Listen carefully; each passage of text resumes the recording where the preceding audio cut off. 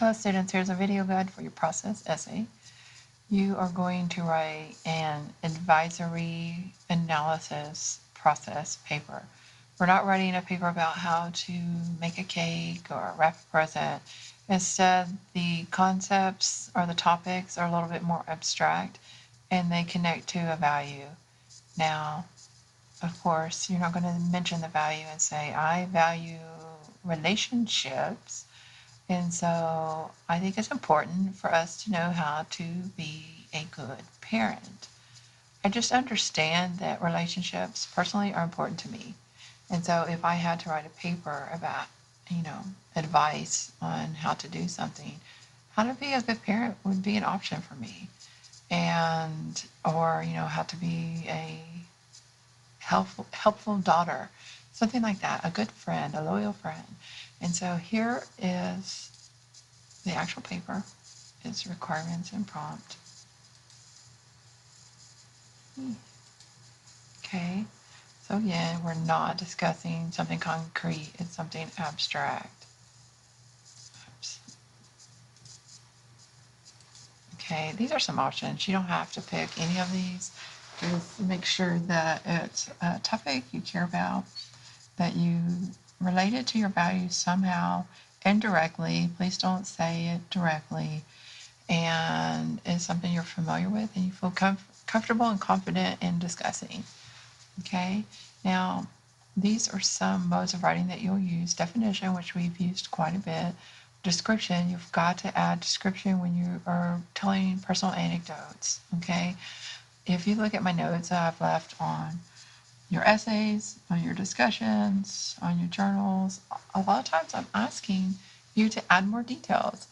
I want you to show the event, not tell me, show by adding imagery and figurative language and powerful diction. It's important that we learn to do that.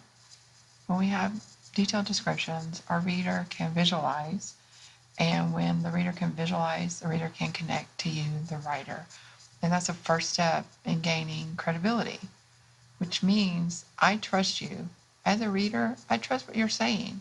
I know that you've experienced this and you are a reliable narrator. And so if you just have hypotheticals, then I don't really trust you. It's harder to build credibility without details and support and evidence. And so please keep that in mind as you're working on this paper. Okay, you will have examples which include description. You can talk about negation, what it's not, cause and effect, pros and cons. So these are the different modes of writing that you will blend into your process paper. Now I've included these TED Talks. You don't have to watch them, but they're very helpful. Some will show you how to organize a process paper because these speakers are talking about abstract concepts. They provide solid, specific evidence. Their speeches or lectures are organized very nicely. They open with a hook. They provide background information. They talk about cause and effect relationships, between the action or the evidence and their topic. So you may take a few minutes to view these.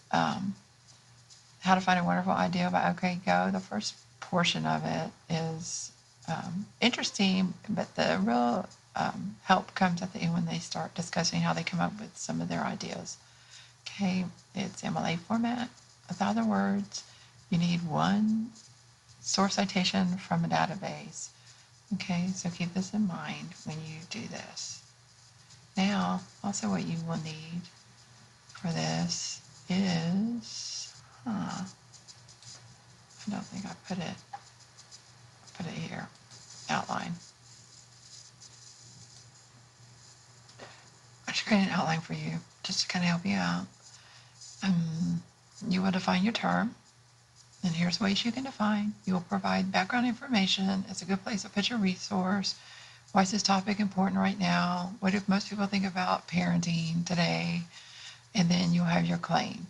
Okay, now this is just a suggestion. You can format your outline how you wish.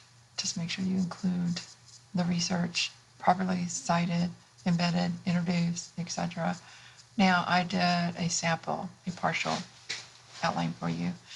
I have my title, parental guidance recommended. I have my claim, parents must balance their obligations to nurture a child with their desire to protect their children from experiencing life's many challenges.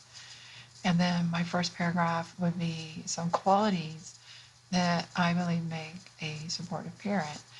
And I wrote that as my topic sentence: supportive parents are patient, diligent, and aware. Now I have one example that I've included, and it's about patience. And I've used a personal example about my young teenage son who is relentless. He may be a salesman one day, I'm not sure, because he never stops and he persists and persists and persists. And so here's my example. I give you a lot of information. I include dialogue and everything that you possibly need to get a feel for this piece of evidence. Okay? And so I have my youngest teenage son is relentless when it comes to getting what he wants. For example, for over 7 months, he has been saving money so he can build a gaming computer. After working odd jobs for his grandparents and older brother, after saving many monetary gifts, he almost has enough. As he saved his money, he researched computers, asked friends, questioned me. Weekly, he'd ask, how will we arrange my desk so it'll accommodate my new PC? Where will we put my 2 monitors? Do both monitors have to be the same size, or are you sure that you can do this? I'm not kidding. These questions were probably every other day. He would talk about a computer. For 7 months, these questions persisted. And so this is part of my job as a parent, to be patient and listen and help him through this process. So I have him, and then I elaborated. The same repeated questions continued and continued and continued. I could see the thoughts forming in his head and on his lips as he approached me in the kitchen, as we sat on the couch watching soccer, as we drove in the car to get groceries.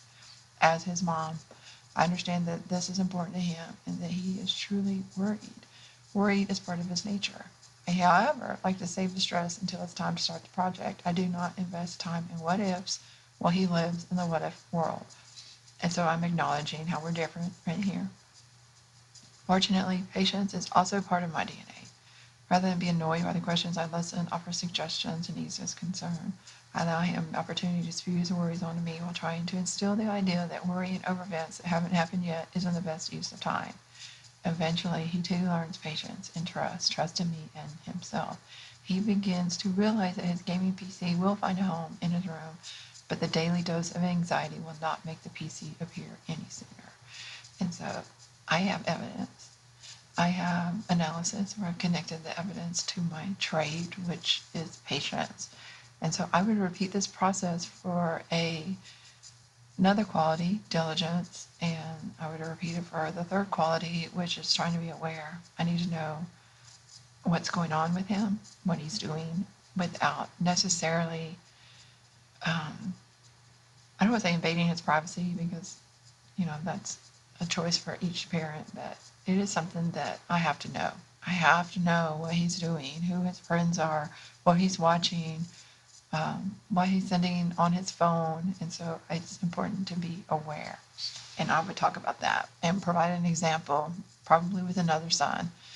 Okay, and so this would easily turn into a beautiful, solid, well-developed process paper where I am talking about parenting. Now, the second part of this paper would be our responsibilities. As a supportive parent, what do I have to do? What are some of the positive activities and what are some of the not so enjoyable activities? For example, I would probably talk about discipline. I have to discipline my children. And, what are some of the strategies I use on how to discipline a young child